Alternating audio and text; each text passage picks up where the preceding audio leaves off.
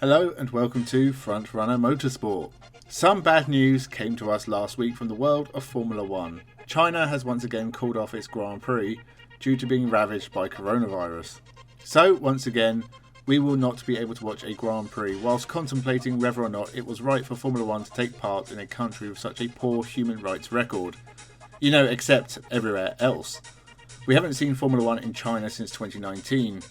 When Lewis Hamilton took one of his 6 Chinese Grand Prix victories, and given Mercedes have won 9 of the 16 Chinese Grand Prix, they'll be hugely disappointed that the Formula 1 circus will not be returning to Shanghai in 2023.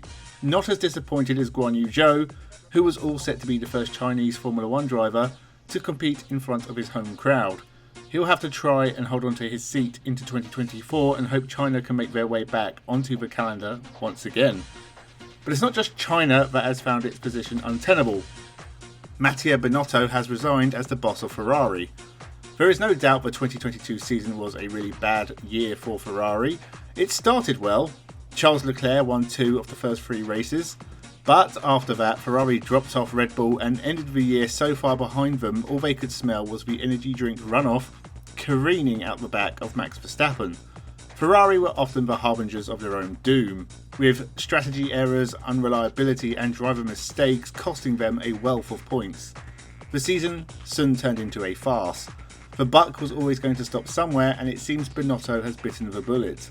He has been with the Scuderia since 1995.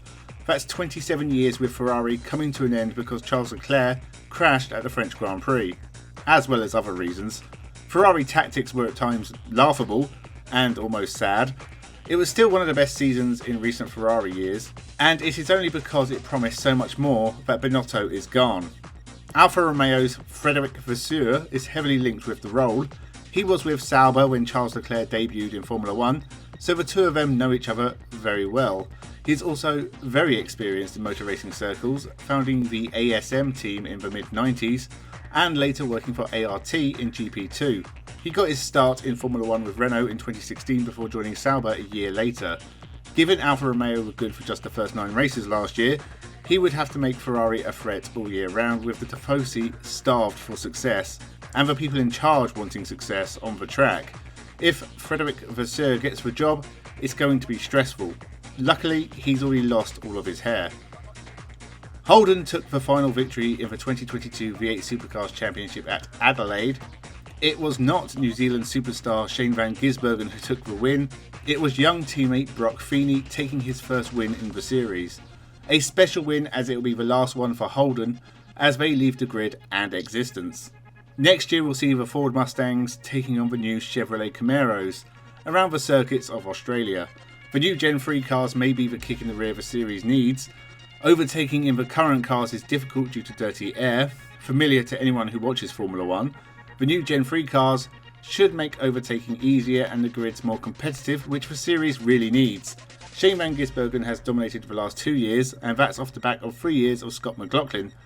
The Camaro will hopefully make things interesting. The Mustang has been around for a few years now, and the Camaro will need to catch up quick.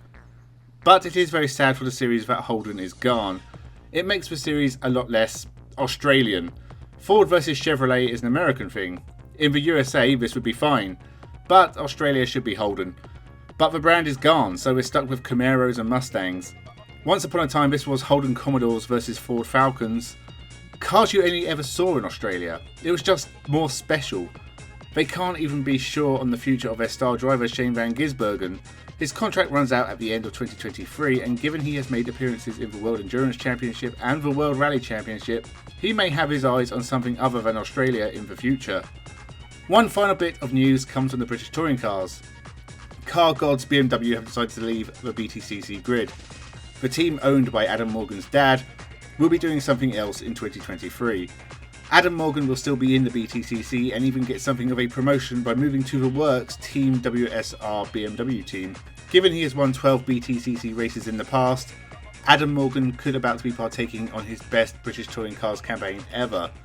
Jake Hill returns for the team as well, and given the team has 2 more slots for 2023, Stephen Jelly and Colin Turkington will also likely return. Laser Tools Racing have also announced their departure. This leaves Moffat Racing with the 2 slots for 2023 entries, but it already looked like the Infinity was coming to an end. There's a lot of uncertainty over what will happen with these entries. Will Moffat Racing enter some cars?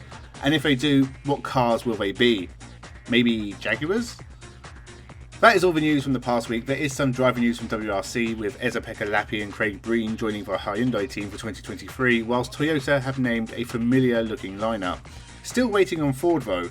I'm expecting Oliver Solberg, Gus Greensmith, Pierre-Louis Lebert and Sebastian Loeb or something similar. Make sure you subscribe to the channel. The last bit of motor racing for 2022 will come from Interlagos and the Brazilian Stock Car Championship. Can Rubens Barrichello win his second championship? Find out this weekend. Nathan Hearn won the 2022 Tasman S5000 series. Did not see that coming, but he did win 4 races out of 6. Giancarlo Fisichella also competed and did okay. Shame I can't find it anywhere to watch it. Leave a like and tell your friends. Thank you for watching and have a good one.